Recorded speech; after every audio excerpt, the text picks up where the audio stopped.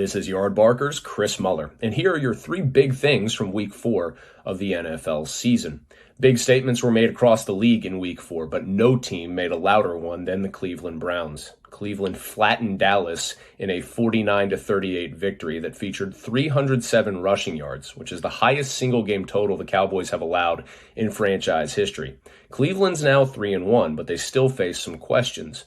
One is whether or not they can thrive with Nick Chubb sidelined for at least 6 weeks with an MCL injury. The other is whether or not they can deliver this kind of offensive explosion against one of the league's better defenses. Dallas came into the game as one of the NFL's worst.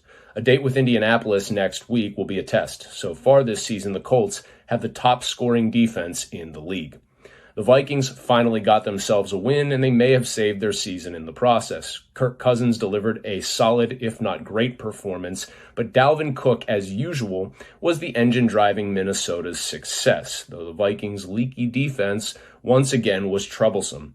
The Vikings have been utterly unable to stop the pass, and the next 4 quarterbacks they face are Russell Wilson, Matt Ryan, Aaron Rodgers, and Matthew Stafford.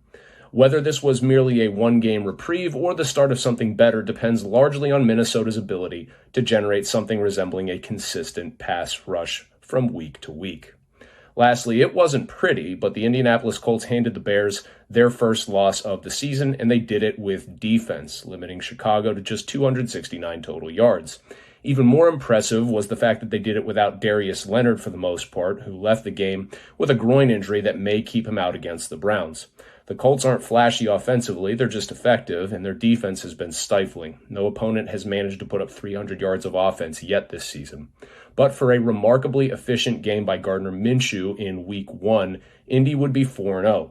A win against the Browns would not only send the Colts to 4-1, it would also give them a great chance to enter the bye week 5-1, as Cincinnati follows Cleveland on their schedule.